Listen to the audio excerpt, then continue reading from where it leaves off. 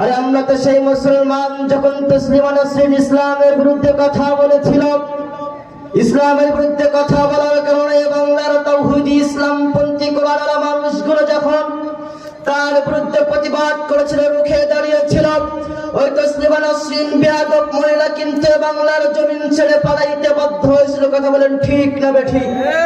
আরে আমরা তো সেই মুসলমান যখন টাকলা মুরাদ ইসলামের বিরুদ্ধে কথা বলেছিল বাংলার সংবিধানে লা ইলাহা ইল্লাল্লাহ এটা থাকবে না, বাংলার তাওহীদি জনতা কোরআন প্রেমিক ইসলাম প্রেমিক মানুষ যখন ওই টাকলা মুরাদের বিরুদ্ধে প্রতিবাদ করেছিল, আওয়াজ তুলেছিল, সে কিন্তু বাংলার জমিন থেকে পালিয়েছিল, কিন্তু সেই ইসলাম, সেই কালেমা, সেই লা ইলাহা ইল্লাল্লাহ আজও আছে, থাকবে, ভবিষ্যতেও থাকবে ইনশাআল্লাহ।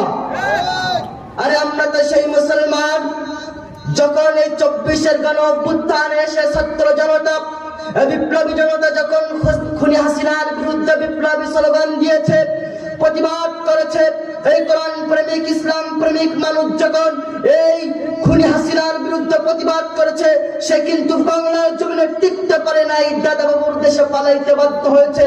সুতরাং মুসলমান আমাদের পরিচয় ভুলে গেলে চলবে না। মুসলমান কিন্তু আওয়াজ দিতে বাঘের মতো, সিংহের মতো। মুসলমান যদি আমি আপনি পরিচয় ভুলে যাই, ওই জালিম পরাশক্তি কিন্তু আমাদের উপরে আরো বেশি করে চেপে বসবে। কথা বলেন ঠিক না বেঠিক?